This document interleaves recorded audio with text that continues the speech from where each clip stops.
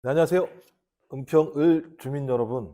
김종욱의 탄탄 캠프의 탄탄 정책의 가장 중요한 첫 번째 내용은 누구도 가난하지 않을 권리입니다. 그래서 적어도 대한민국에서 태어났거나 대한민국에서 살고 있는 모든 국민들은 기본적인 사회적 지원 속에서 적어도 기본만큼은 살 수 있는 세상을 만드는 게 가장 중요하다고 얘기를 했었고요.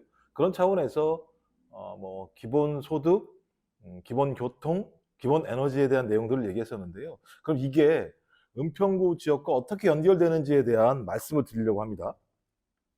예를 들면 은평구입니다. 은평 가불이라고 하는 건 선거구제로 구분이 되어 있기 때문에 은평구라고 하는 행정구역상으로 따지고 보면 기초급여 수급자가 전체 인구 대비 11.3%입니다. 그렇다면 10명 중에 한 분 이상은 기초급여 수급자에 해당하는 거죠. 그러니까 경제 생활 자체가 쉽지 않다고 볼 수 있는 겁니다. 그리고 노인 인구가 어떤 노인 인구 대비와 관련해서도 서울시에서 노인 인구가 상당히 많은 지역입니다. 5위니까요.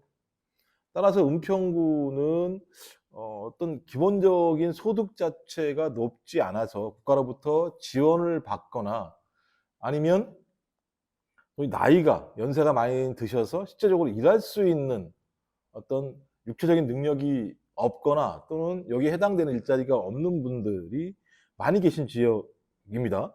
2020년 기준으로 은평구 같은 경우 65세 이상 인구가 17.6%에 해당합니다.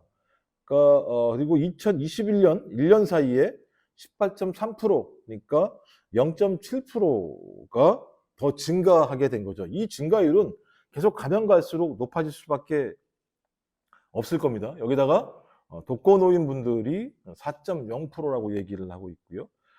소위 우리가 얘기하는 사각지대라고 얘기할 수 있습니다. 그다음에 아까 말씀드렸습니다만 기초급여 수급자가 11.3%, 장애 등록 인구가 4.5%입니다. 그래서 이걸 전체적으로 따지고 보면 65세 이상 인구와 독거노인 비율은 서울시에서 4위라고 되어 있고요. 장애 등록 인구도 3위에 해당되고 기초급여 수급자도 5위에 해당합니다. 특히 불광 이동 같은 경우는 2020년도에 고령사회를 넘어서 초고령사회에 진입했다고 얘기하고 있습니다. 은평이 처하고 있는 현실적인 내용들입니다. 따라서 앞으로 가면 갈수록 소위 은평구의 사회복지 예산 비중은 높을 수밖에 없습니다. 이런 분들에 대한 지원이 필요할 수밖에 없기 때문이겠죠. 상당히 고정지출 비용으로 아마 이것이 잡힐 수밖에 없습니다. 그래서 은평구의 사회복지 예산 비중은 한 60% 정도의 전후인데 이것도 보니까 서울시에서 2, 3위 정도 수준이라고 얘기합니다. 따라서 은평구가 이 문제에 대한 근본적인 해결책을 갖지 않으면 소위 예산을 갖다가 제대로 활용할 수 있는 여지가 줄어들게 되는 거죠. 그러면 은평구의 미래 변화 발전의 가능성도 그만큼 줄어드는 측면들이 분명히 있는 겁니다.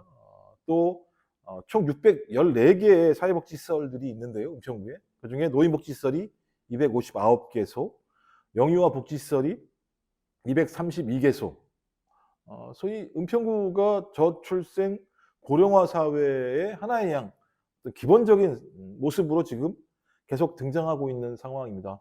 따라서 앞으로 가면 갈수록 이 문제가 예산 제약뿐만 아니라 소위 지역사회의 사회적인 리스크로 작용할 가능성이 매우 높겠죠. 그런 의미에서 탄탄 캠프가 제안하고 있는 기본사회에 대한 가능성, 주로 저희들이 얘기했던 기본교통, 기본에너지, 그다음에 기본소득. 여기서 기본소득은 단계적 실험을 말씀을 드리는 겁니다. 그다음에 기본교육비. 교육비가 차지하는 비용도 엄청나게 많이 있죠. 여기서 얘기하는 기본교육비는 공립대학교 같은 경우는 단계적으로 빠른 시일 내에 좀 우리가 무상으로 교육을 받을 수 있게 하자는 것이고요. 사립대학 같은 경우도 여기에 준동해서 국가가 또는 사회의 예비적인 자원을 통해서 장학금 형태로 지원하는 방향으로 갔으면 좋겠다라고 하는 것. 그다음에 제가 또 하나 얘기하고 있는 건 기본문화예술비를 얘기하고 있습니다. 기본문화예술비는 예술을 창작하거나 향유할 수 있는 기회를 제공하자. 그래서 대한민국에 살아가고 있는 모든 사람은 악기 하나 정도는 다루고 아니면 음악이든 뮤지컬이든 다양한 문화적인 것들을 향유할 수 있는 기본적인 문화예술비를 제공하자. 이런 내용들이거든요. 이런 내용들을 통해서 소위 은평구가 좀 더 활기차게 진행됐으면 좋겠다라는 생각을 갖게 되는 겁니다. 그래서 2020년도 지방선거를 앞두고 은평구 사회복지협의회에서 정책 제안서를 발표한 적이 있습니다. 바로 2년 전, 거의 이제 2년도 안 된 상황이겠죠.